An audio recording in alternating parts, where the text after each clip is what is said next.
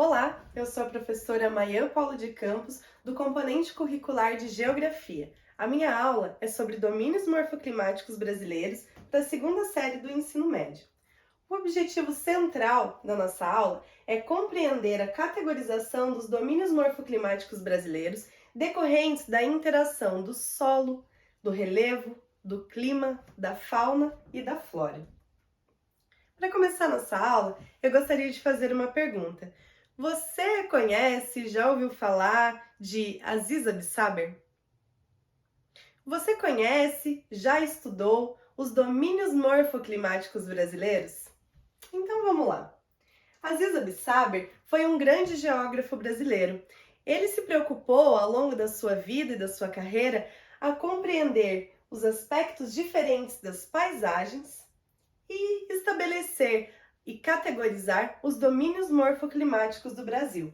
Bom, paisagem, domínio morfoclimático, dois conceitos importantes para a nossa aula de hoje. Vamos estudar um pouquinho a fundo eles. A paisagem, para Aziz Absaber, tem sempre o caráter de herança de processos de atuação antigos, remodelados e modificados por processos de atuação atuais. Para Maximiano, o autor aponta que existe um consenso do conceito de paisagem entre os geógrafos, que tem a ver com o resultado da relação dinâmica de elementos físicos, biológicos e da ação humana. Já o conceito de domínio morfoclimático, Aziz Absaber trouxe que é um conjunto espacial de certa ordem de grandeza territorial, onde haja um esquema coerente de feições de relevo, tipos de solo, formação de vegetação, condições climáticas e hidrográficas.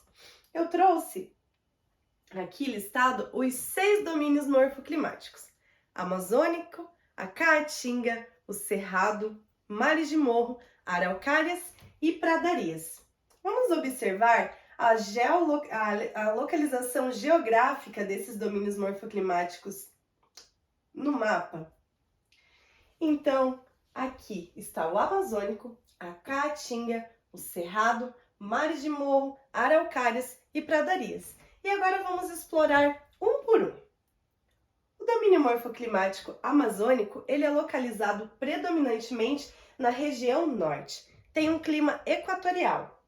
É uma paisagem úmida e chuvosa e perene. Chuvosa. Rica de biodiversidade, tanto na fauna quanto da flora. É a maior floresta tropical do mundo. Conta também com a maior bacia hidrográfica do mundo, a Bacia Amazônica. E também conta com a Bacia do Tocantins-Araguaia, que é a maior bacia exclusivamente brasileira. Os solos são pobres, mas o que justifica aquele tamanho de floresta tão rica na sua biodiversidade de fauna e de flora? A floresta é muito grande e caem muitas folhas, ou seja, muita matéria orgânica nesse solo, que colabora para a sua fertilização. Você já deve ter ouvido falar que no domínio morfoclimático amazônico existe muito desmatamento. E o principal foco desse desmatamento, ou seja, o principal objetivo desse desmatamento é para a construção de pasto e fins de produção agrícola. O problema é que esse desmatamento em grande escala pode agravar mudanças climáticas, pode agravar a poluição atmosférica por conta das queimadas, a perda da biodiversidade, tanto de fauna quanto de flora. Mas uma curiosidade do domínio morfoclimático amazônico é que, por ter uma temperatura relativamente estável, a chuva ela sempre cai no mesmo horário. Os moradores de lá, já adaptados com essa chuva nesse mesmo horário, organizam seus compromissos e suas agendas em antes ou depois da chuva. O próximo domínio morfoclimático que vamos trabalhar é o domínio da Caatinga, que está localizado no interior da região nordestina, ou seja, no sertão nordestino. O solo da Caatinga é raso e pedregoso. A vegetação é composta principalmente por cactos ou pequenos arbustos já adaptados a essa baixa umidade. Mesmo com baixa umidade e um solo mais raso e pedregoso, a Caatinga conta com uma rica biodiversidade, tanto de plantas como de animais, como é o caso da ararinha azul. Há aproximadamente 20 anos, a ararinha azul foi considerada extinta na Caatinga. Mas no decorrer dos anos, ainda existia algumas ararinhas em cativeiro. Iniciativas federais e privadas resgataram essas ararinhas, cuidaram delas e no ano de 2021 as ararinhas fizeram o seu primeiro voo na Caatinga, retomando o seu bioma original. O próximo domínio morfoclimático que vamos trabalhar é o Cerrado, que está localizado no centro-oeste brasileiro. O seu clima dominante é o tropical continental, um clima seco e quente. A sua vegetação predominante é a savana, com árvores de galhos retorcidos. O solo é profundo e de terra bem avermelhada. O próximo domínio morfoclimático que vamos trabalhar são os mares de morro. Em grande parte, os mares de morro têm um relevo acidentado, ou seja, ele é construído por alguns morros e não muito altos, que é possível fazer essa observação de mares de morro. E por isso esse nome. A localização é na faixa litorânea, abrangendo o Nordeste, o Sudeste e o Sul do país. O clima é quente e úmido, e o solo que o compõe é muito profundo, com bastante sedimento. O próximo domínio morfoclimático que vamos trabalhar é um domínio muito conhecido por nós, porque é o domínio morfoclimático que abrange o estado do Paraná. É o domínio das araucárias. O domínio das araucárias está localizado ao sul do estado de São Paulo, Paraná, Santa Catarina e parte do Rio Grande do Sul. Ele é um clima subtropical, ou seja, um clima frio. A vegetação é homogênea, contando com gramíneas e grandes pinhais, ou seja, a nossa querida araucária. Está inserido na bacia do Rio Paraná, que tem como um dos seus afluentes o nosso conhecido Rio Iguaçu. O próximo domínio morfoclimático e último que vamos trabalhar é o domínio morfoclimático das pradarias. É também um clima subtropical, ou seja, um clima frio.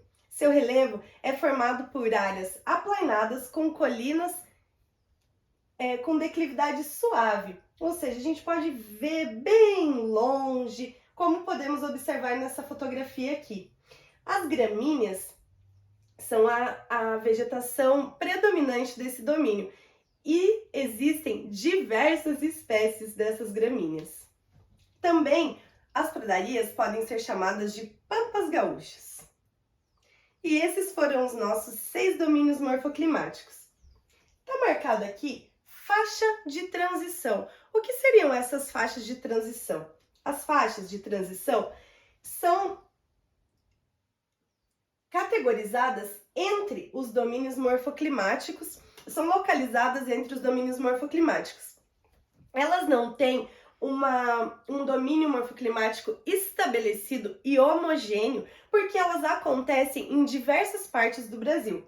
Aqui, entre o domínio amazônico e a Caatinga, por exemplo, é um lugar quente, é um lugar que tem solo com características específicas bem diferente dessa faixa entre as araucárias e as pradarias. Então, em cada localização, elas vão ter as suas especificidades. E agora, eu quero propor uma síntese. Quais são e quantos são os domínios morfoclimáticos? São 6. Amazônico, Cerrado, Caatinga, mares de morro, araucárias e pradarias. E quais são as características que devemos observar para identificar um domínio morfoclimático? O solo, relevo, clima, fauna e a flora. Vamos realizar uma atividade que eu gostaria de convidar vocês a citar algumas características que chamaram a atenção de vocês em cada domínio morfoclimático. Para mim, as características que mais chamaram a atenção é que no domínio morfoclimático o clima é quente e bem chuvoso. Na Caatinga, a ararinha azul. No Cerrado, solo profundo de terra avermelhada. Mares de morro, Mata Atlântica. Na Araucária, no domínio das araucárias, o clima temperado, ou seja, um clima mais frio. Nas pradarias, flora formada por gramíneas. As referências que foram utilizadas para a construção dessa aula foram essas duas. Aziza Bissaber, Os Domínios da Natureza no Brasil, e Maximiano, um artigo publicado na revista da editora da UFPR. Muito obrigada! Fechou com 11 minutos.